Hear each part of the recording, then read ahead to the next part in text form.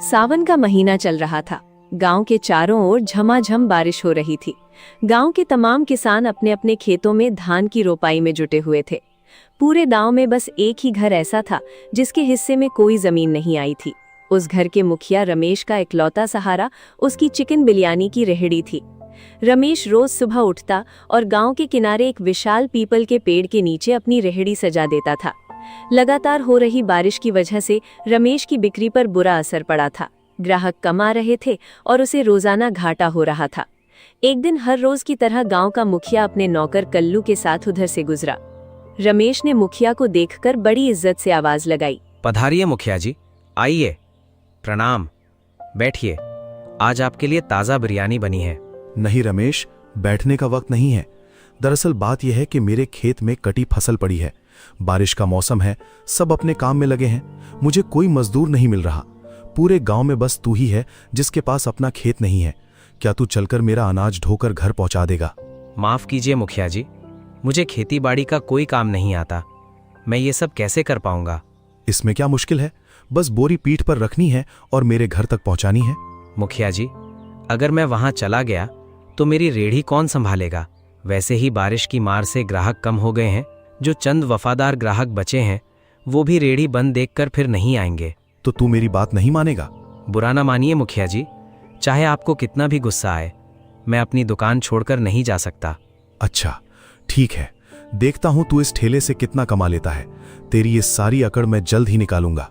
इतना कहकर मुखिया गुस्से में वहां से चला गया। थोड़ी ही देर बाद गांव के बुजुर्ग दीनानाथ काका रमेश की रेहड़ी पर पहुंचे। दीनानाथ काका वही शख्स थे जिन्होंने रमेश को ये रेहड़ी शुरू करवाने में मदद की थी, इसलिए रमेश उनका बहुत सम्मान करता था। आइए काका, मैं तो आपका ही इंतजार कर रहा था। बेटा, पहले एक प्लेट गर्मा गर्म बिरयानी निकालो, फिर आगे बात करते हैं। रमेश ने फटाफट एक प्लेट बिरयानी काका को दी। काका ने बड़े चाव से बिरयानी खाई और मुस्कुराते हुए बोले, बेटा, बिरयानी का जायका तो लाजवाब है, लेकिन तुम जो चावल इस्तेमाल करते हो वो मामूली किस्म का है। मैं अपने खेतों में असली बासमती की खेती करता हूँ। तुम आज शाम मेरे घर आना, मैं तुम्हें बासमती चावल की एक बोरी दूंगा। जब तुम उस चावल से बिरयानी बनाओगे ना, तो पूरे गांव में ऐसी महक फैलेगी कि लोग खेत छोड़कर तुम्हारी रेहड़ी पर दौड़े चले आएंगे। ठीक है काका, आपकी बात सिर आंखों पर। मैं आज शाम को आपके घर जरूर आऊंगा, बस ये बारिश थोड़ी थम जाए। काका के जाने के कुछ देर बाद रेहड़ी के पास एक चमकती दमकती बड़ी गाड़ी आकर रुकी। उसमें से एक शहरी जोड़ा उतरा। वो रमेश की रेहड़ी के पास आए और हैरानी से देखने लगे। अरे भाई साहब, इस मूसलाधार बारिश में भी आपने बिरयानी की रेहड़ी लगा रखी है? इस मौसम में तो लोग घरों से बाहर कदम नहीं रख रहे और आप यहाँ डटे हुए हैं। बाबूजी, क्या करूं, मजबूरी है। मेरी एक छोटी बेटी है जिसकी तबीयत बहुत खराब रहती है। उसकी दवा के लिए कुछ तो करना ही पड़ेगा। मेरे पास ना जमीन है न कोई और हुनर, बस यही एक रेहड़ी है। सुनकर बहुत दुख हुआ। चलो आज हम इनकी मदद करते हैं। हाँ, मैं भी यही सोच रहा था। ऐसे जरूरतमंद लोगों की मदद करनी चाहिए।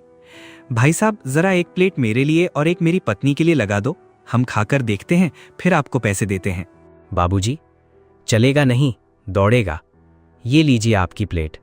आपकी दयालुता देखकर मेरा दिल बाग बाग हो गया। रमेश ने तुरंत दोनों के लिए बिरयानी परोसी। पहला निवाला मुंह में डालते ही दोनों के चेहरे खिल उठे। वाह भाई वाह, क्या बात है। ये स्वाद तो कमाल का है। मैं इसे 10 में से पूरे 10 नंबर दूंगा। नंबर की बात ही मत करो, ये तो 10 में से 10 है। ये लो भैया, पूरे 500 रुपए रख लो। जो भी बचे अपने पास रखना और अपनी बेटी के लिए अच्छी दवा और खाने पीने का सामान ले जाना। हम इस रास्ते से अक्सर आते जाते रहते हैं। कभी कोई दिक्कत हो तो हमारी गाड़ी पहचान लेना, हमें रोककर मदद ले लेना। आप दोनों का बहुत बहुत शुक्रिया बाबूजी, भगवान आपका भला करे। उन दोनों अजनबी मेहमानों की उदारता देखकर रमेश की आंखें नम हो गईं। उनके जाने के बाद रमेश ने काफी देर तक ग्राहकों का इंतजार किया, लेकिन बारिश तेज होने की वजह से कोई नहीं आया। तब उसने रेहड़ी बंद की और सीधे दीनानाथ काका के घर पहुंचा। वहां से चावल की बोरी ली और काका को पैसे देने लगा। अरे बेटा, मैं इन पैसों का क्या करूंगा, और तुम्हारे पास इतने पैसे कहां से आए? काका, आज रेहड़ी पर गाड़ी से बहुत नेक लोग आए थे। उन्होंने बिटिया की मदद के लिए ये पैसे दिए हैं। लेकिन काका, आपसे बिना पैसे दिए अनाज लेना मुझे अच्छा नहीं लग रहा। ऊपर से बारिश का मौसम है, आपका भी नुकसान हो सकता है। प्लीज ये रख लीजिए। नहीं बेटा, ये पैसे तुम बाद में दे देना। अभी बिटिया की दवा के लिए तुम्हें पैसों की ज्यादा जरूरत है। तुम तुरंत घर जाओ। रमेश घर पहुंचा। खाट पर उसकी बीमार बेटी लेटी थी और पत्नी गीता बगल में खड़ी थी। चावल की बोरी देखकर गीता चौंक गई। अरे जी, ये बोरी कहाँ से उठा लाए? और ये किस चीज की बोरी है? बिटिया की दवा के लिए तो पैसे नहीं है, ऊपर से आप नई नई चीजें खरीद लाते हो। अरे गीता, तुम समझ नहीं रही हो, ये असली बासमती चावल की बोरी है। क्या? बासमती चावल? इतनी महंगी बोरी आप इस हालत में खरीद लाए? ऊपर से बिटिया की तबीयत इतनी खराब है, कुछ तो सोचो। शांत रहो गीता, तुम पूरी बात सुनती नहीं और चिल्लाने लगती हो। ये बोरी दीनानाथ काका ने दी है, और ये देखो, दवा के लिए 500 रुपए भी हैं। इतने पैसे? कहीं आपने कोई दूसरा काम तो शुरू नहीं कर दिया?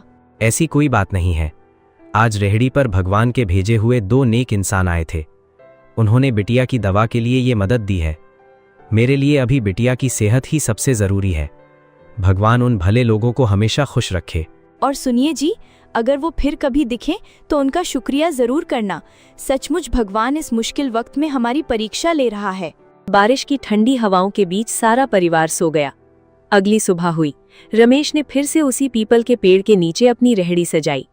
अभी रेहड़ी लगाए थोड़ी ही देर हुई थी कि दीनानाथ काका हांफते हुए उसके पास आए। बेटा रमेश, अनर्थ हो गया, बहुत बड़ा अनर्थ। क्या हुआ काका?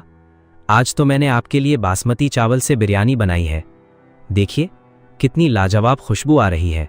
बेटा, महक तो मेरे घर तक आ रही है, लेकिन बात यह है कि गांव के मुखिया भंवर सिंह ने ठीक सामने अपना एक बड़ा ढाबा खोल लिया है, और वो भी चिकन बिरयानी का। अब बताओ तुम्हारा काम कैसे चलेगा? तो इसमें डरने की क्या बात है काका? बात यह है बेटा कि तुम बिरयानी 50 रुपए प्लेट दे रहे हो और उसने सीधे 40 रुपए प्लेट बेचना शुरू कर दिया है। पूरे 10 रुपए का फर्क है। लोग सस्ते के चक्कर में उसके ढाबे पर जाएंगे। तुम्हारी रेहड़ी पर भला कौन आएगा?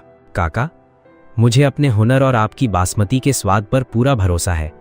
आप बस इस बेंच पर बैठिए और देखिए ये बासमती की खुशबू कैसे सबको खींच कर लाती है। देखते ही देखते बासमती की महक हवा में ऐसी घुली कि रमेश की रेहड़ी पर भारी भीड़ जमा हो गई। भीड़ में से एक महिला बोली, अरे रमेश भैया, आज तो बिरयानी की खुशबू पूरे गांव में फैल रही है। मैं तो खेत का काम छोड़कर सीधे यहाँ दौड़ी चली आ रही हूँ। सही कह रही हो बहन, मैं भी खेत में ही थी। मेरे बच्चों ने कहा कि आज रमेश भैया ने कुछ खास बनाया है। भैया, जल्दी से 2 प्लेट यहाँ लगाओ और 2 प्लेट घर के लिए पैक कर दो। रमेश ने फुर्ती से सबके लिए प्लेटें लगानी शुरू कर दी। बिरयानी खाते ही लोग तारीफ करने लगे। अरे भाई साहब, आज तो स्वाद में 4 चांद लग गए। चावल का एक एक दाना खिला हुआ है और चिकन भी इतना मुलायम है कि मुंह में जाते ही घुल रहा है। ये सब दीनानाथ काका की देन है। ये उन्हीं के खेतों का बासमती चावल है। देखते ही देखते रमेश की सारी बिरयानी बिक गई और वो खुशी खुशी घर लौट गया। उधर मुखिया भंवर सिंह अपने आलीशान ढाबे पर नौकर कल्लू के साथ खड़ा था। एक भी ग्राहक नहीं आया था। वो गुस्से से लाल पीला हो रहा था। सुन कल्लू, तुझे क्या लगता है ये गांव वाले मेरे ढाबे पर क्यों नहीं आ रहे? मैंने तो दाम भी 10 रुपए कम रखे थे। मालिक, जो आदमी 10 साल से यहाँ ईमानदारी से दुकान लगा रहा है, आप अचानक ढाबा खोलकर और सिर्फ 10 रुपए सस्ता करके उसके ग्राहक नहीं तोड़ सकते। तो फिर तू ही बता, कैसे टूटेंगे उसके ग्राहक? कोई तरकीब है तेरे पास? पर ध्यान रखना, कोई बेकार की बात मत बोलना, वरना डांट पड़ेगी। मालिक, डांटिएगा नहीं, मेरे पास एक जबरदस्त आइडिया है। अगर आप अपनी बिरयानी का दाम आधे से भी कम कर दें, यानी सिर्फ 20 रुपए प्लेट, तब देखिए कैसे लोग रमेश की रेहड़ी छोड़कर आपके ढाबे पर टूट पड़ते हैं। मूर्ख, इस महंगाई में 20 रुपए प्लेट बेचूंगा तो मेरा घर बिक जाएगा। इतना सस्ता माल मैं कहां से लाऊंगा? इससे अच्छा तो मैं ढाबा ही बंद कर दूं। अरे मालिक, दिमाग लगाइए। चावल हम अपने घर का पुराना वाला इस्तेमाल करेंगे जो गोदाम में पड़ा है। और रही बात चिकन की, तो मेरा एक दोस्त है करीम, उसकी दुकान पर जो घटिया या बचा हुआ माल होता है वो मैं कौड़ियों के दाम पर उठा लाऊंगा। किसी को कानो कान खबर नहीं होगी। वाह कल्लू, आज तूने पहली बार दिमाग की बात की। चल ठीक है, आज का घाटा तो मैं सह गया, पर कल मैं उस रमेश का धंधा चौपट करके रहूंगा। कल सुबह जल्दी जाकर करीम से माल ले आना। कल उसकी सारी हेकड़ी निकाल दूं। अगली सुबह हुई। रमेश ने रोज की तरह पीपल के नीचे अपनी रेहड़ी लगाई। उधर मुखिया भंवर सिंह ने भी अपना ढाबा खोल लिया और कल्लू के साथ जोर जोर से आवाजें लगाने लगा। आइए गांव वालों, आइए, महासेल लग गई। मात्र 20 रुपए प्लेट में गर्मा गर्म चिकन बिरयानी। लूट लो भाई, लूट लो। हाँ भाइयों और बहनों, इतनी सस्ती बिरयानी पूरे जिले में कहीं नहीं मिलेगी। मुखिया जी तो समझो मुफ्त में खिला रहे हैं। जब तक पेट न भरे खाते जाओ। 20 रुपए का नाम सुनते ही गांव के लोगों की भारी भीड़ भंवर सिंह के ढाबे पर उमड़ पड़ी। उधर बेचारा रमेश अकेला खड़ा था। उसकी रेहड़ी पर एक भी ग्राहक नहीं आ रहा था। वो उदास बैठा इंतजार कर ही रहा था कि गांव की एक बूढ़ी दादी उसके पास आई। रमेश बेटा, तू अब अपनी ये रेहड़ी बंद कर दे। ये क्या कह रही हो दादी? मैं अपनी रेहड़ी बंद कर दूं? पर क्यों? ऐसी क्या बात हो गई? बेटा, रेहड़ी बंद करने में ही तेरी भलाई है। गांव के मुखिया भंवर सिंह ने 20 रुपए प्लेट में बिरयानी बेचनी शुरू कर दी है। वो पीस भी अच्छे दे रहा है और मात्रा भी पूरी है। सब लोग वहीं जा रहे हैं। दादी, ऐसा कैसे हो सकता है? 20 रुपए में तो बिरयानी की लागत भी नहीं निकलती। मुझे पूरा यकीन है कि दाल में कुछ काला है। लोग सस्ते के चक्कर में अपनी सेहत से खिलवाड़ कर रहे हैं। बेटा, गांव का मुखिया बड़ा आदमी है, कोई उसके खिलाफ नहीं बोलेगा। पर अगर तुझे कोई शक है तो हम सब आज शाम को पुराने बरगद के पेड़ के नीचे इकट्ठा होंगे, तो वहां आना। हम इस बात पर पंचायत में चर्चा करेंगे।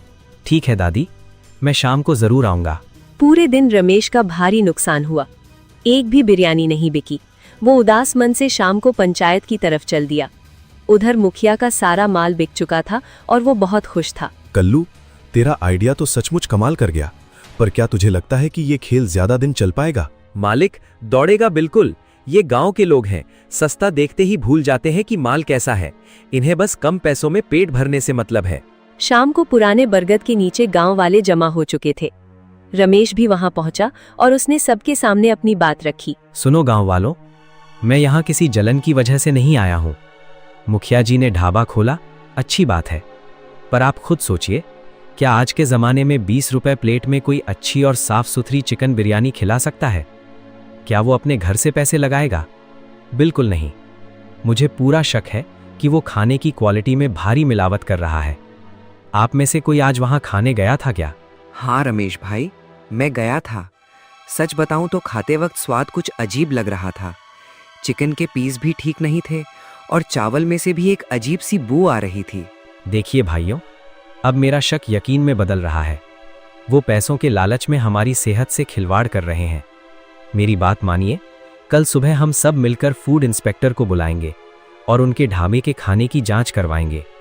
अगर उनका खाना सही निकला तो मैं रमेश अपनी रेहड़ी हमेशा के लिए बंद कर दूंगा और आप सब के साथ खेतों में मजदूरी करूंगा। लेकिन अगर वो गलत निकला तो उन्हें सजा मिलनी चाहिए। अगली सुबह हुई। वादे के मुताबिक रमेश, गांव वाले और फूड इंस्पेक्टर मुखिया भंवर सिंह के ढाबे कर पहुंचे। इंस्पेक्टर को अचानक देखकर मुखिया और कल्लू सकपका गए, लेकिन मुखिया ने तुरंत खुद को संभाल लिया। क्यों भंवर सिंह, गांव वालों का कहना है कि तुम सस्ते के चक्कर में इन्हें मिलावटी चावल और खराब क्वालिटी का मांस खिला रहे हो। क्या ये सच है? अरे साहब, आप ये क्या कह रहे हैं? भला मैं ऐसी गलती क्यों करूंगा?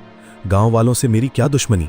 मैं तो बस जन सेवा के लिए इतने कम दाम में खाना खिला रहा हूं। देखो भंवर, गांव वाले ने शिकायत की है और रमेश ने शर्त रखी है कि अगर तुम्हारी बिरयानी में कोई मिलावट मिली तो वो अपनी रेहड़ी हमेशा के लिए बंद कर देगा। ठीक है साहब, अगर ऐसी बात है तो आप मेरी बिरयानी की जांच इसी वक्त कर लीजिए। अगर इसमें जरा भी मिलावट या खराब चिकन मिला तो मैं अपनी मूंछें मुड़वा दूंगा और ढाबा हमेशा के लिए बंद कर दूंगा। इंस्पेक्टर ने तुरंत काउंटर पर जाकर बिरयानी के सैंपल की बारीकी से जांच की। रमेश और गांव वाले उत्सुकता से देखने लगे। कुछ ही देर में इंस्पेक्टर का चेहरा सामान्य हो गया। रमेश, तुम खुद देख लो, इस बिरयानी में कोई मिलावट नहीं है। चावल भी